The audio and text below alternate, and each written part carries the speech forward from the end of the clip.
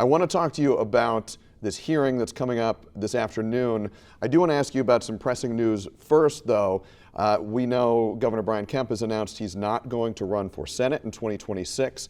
Do you plan to announce a run for Senate or for governor in 2026? Thank you for that question. And, I think all of Georgia thanks Governor Kemp for his governorship and great service to our state. And of course, we wish him well in any endeavor that he and his family choose to pursue in the future. And I'm thankful to so many people across the state of Georgia that support me and that are urging me right now. I'll be making a decision pretty soon, but I haven't made one yet. I have heard, and I saw you say the other night, that you have been putting some polls in the field looking at potential runs, though. Is that correct? Correct. I'm sorry, say again? I saw on News Nation the other night, you said that you have been polling and exploring potential runs. Is that correct?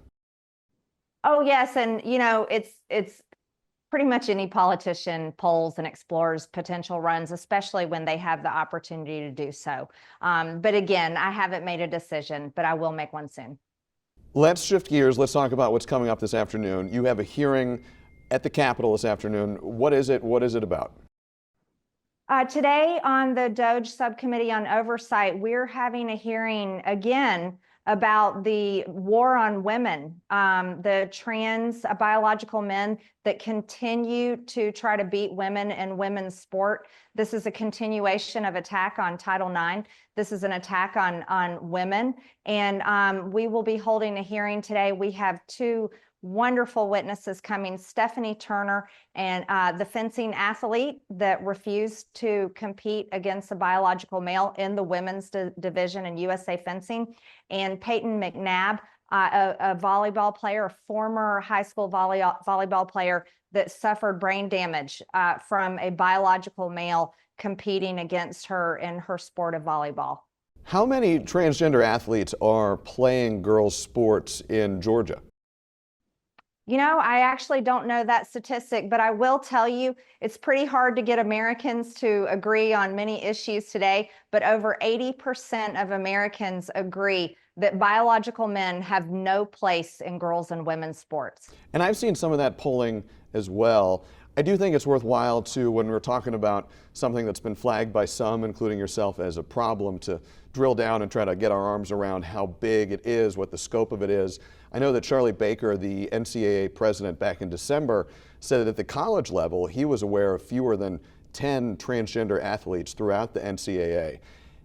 Is this a widespread problem? It's not a question really of how many trans athletes are in women's sports. It's the fact that that number should be zero. And this isn't a debate or an argument. Again, I'll say when 80% of Americans across the political spectrum agree that biological men, that these men dressing up as women, whether it's mental illness or some weird sexual fetish, they have no place in women's sport.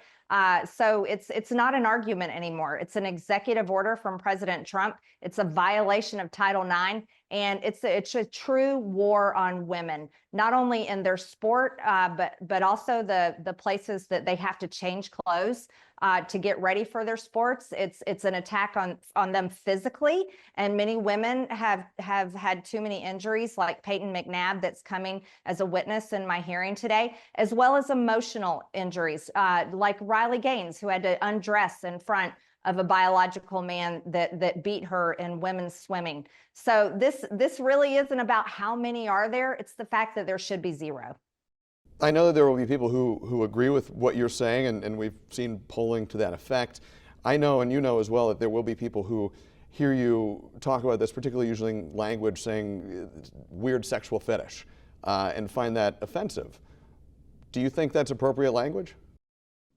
I absolutely do believe it's appropriate language, and it's the right way to call it. And over 80% of Americans agree with this. Beating women in sports is not about inclusivity. It's not about including these people. They don't belong there in the first place. This is a violation of God's creation. God created us male and female in his image. He created us, and men have no place in women's sports. You talk about God creating men and women in his image. I know this conversation and this hearing is about transgender athletes in women's sports. Speaking more broadly, do you think somebody who identifies as transgender but is not playing sports, do you take issue with them? Listen, adults can choose to do whatever they want to do, but I can also call it out as I see it. This is a mental illness. It was always defined that way in the past, but this is the only time in history this has actually been an argument, and it's a losing argument, and it will continue to be a losing argument. You know, I'll be really interested to see my Democrat colleagues defend this lie and this attack on women today in the Doge hearing, as much as it sounds like you want to defend the lie yourself as well. Again, I'll say when you get over 80% of Americans to agree on an issue, that's a pretty overwhelming statement, and it should be one that is respected, as well as Title IX and President Trump's executive order, as well as the legislation that Republicans have passed here in the House. Men do not belong in women's sports, and the trans mental illness is something that we should address differently. Instead of embracing the lie that causes suicides to spike, instead of embracing a medical industry that literally cuts people's body parts off and is a child abuse, especially when it's done on minors, this is something that we should all stand up against and stop. Well, I appreciate you talking to me about it, and I'm not debating you and I'm not arguing on one side or the other, but it is our job to make sure that elected officials like yourself answer questions from the people who elected them, and these are questions we get, so I appreciate you answering them. I do want to ask you about your bill. It's going to be on the floor tomorrow. I want to spend just one last moment on this topic, though, because this is a question we hear a lot as well, particularly when you're talking about kids, people who are under the age of 18, some of whom are acting and are following medical advice from their medical providers. Do you blame kids? Do you think kids are in the wrong when they express their gender identity differently? Do you blame adults? Where are you on this? No, I believe children are the victims. They're being groomed to believe these lies. And if you look at any chart, it will show you that this is an issue that has spiked in recent years and never existed before. These children are being groomed by their radical teachers. They're being groomed by the disgusting medical industry that fast tracks these kids into sex changes, into hormones, into puberty blockers. These are children that are not old enough to legally get a tattoo. Many of them not old enough to drive a car. Many of them not old enough to join the military, and they haven't even graduated high school yet.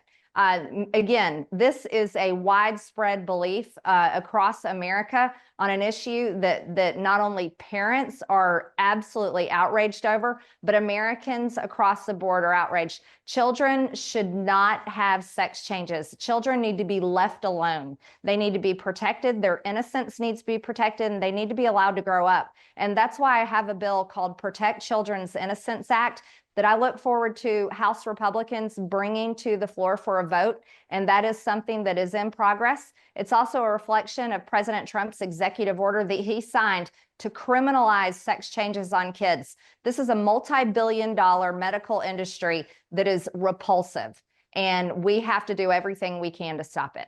Congresswoman, let's shift gears in the remaining time we have left because you're having a busy week at the Capitol. Today, obviously, is the Doge hearing. Tomorrow morning, you have a bill on the floor. What is it?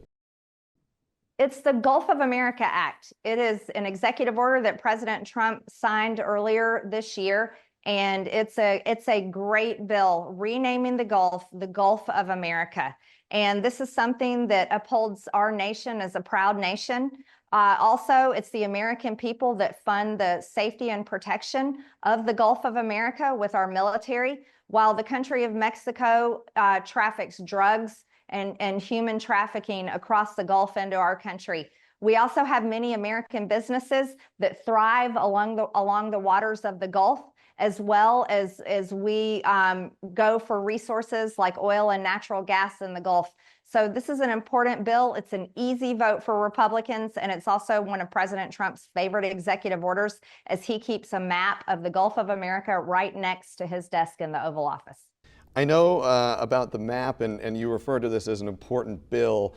There's a lot going on in the world, from trade wars to actual wars to worries about high prices at home, a gyrating stock market. Is this the best use of Congress's time to be debating a name on a map? Voting to pass every single one of President Trump's executive orders is the best use of Congress's time. And if they want to take more votes, again, Congress, we can vote on my bill, Protect Children's Innocence Act, that criminalizes these disgusting sex changes on children, a true attack and child abuse on children. I have other bills that are extremely important, and there's a lot of my colleagues that have executive orders that have turned into legislation that we are all ready to vote on. And so, yes, I think we should have basically a conveyor belt coming from the White House to the House floor voting on President Trump's executive orders. And I'm excited we're finally voting on one tomorrow, which is the Gulf of America Act. Republicans obviously control the White House and both chambers of Congress. What do the next 100 days look like? Obviously, we've spent a lot of time talking about President Trump's first 100 days in office, but let's look into the future. What do the next 100 days look like? Well, I'm only one out of 435 members of Congress. I don't control the congressional calendar, and I don't control which bills come to the floor. But in my opinion, the next 100 days should be us passing President Trump's executive orders so those can be codified into law. I believe we should be passing rescissions, making DOGE cuts permanent, as this is popular all over the country, and the national debt is $36 trillion in debt. And also rescissions can easily pass in the Republican-controlled Senate with 51 votes. I also hope to see Republicans finish our reconciliation bill that will make the tax law permanent and protect Americans from a tax increase that would happen automatically if the tax law expires. So that's what I envision for the next 100 days. But again, I'm only one Republican in Congress. Congresswoman, we appreciate your time as always, and I hope when you're back in town, we'll get a chance to sit down in person again. Sounds good. Have a great day.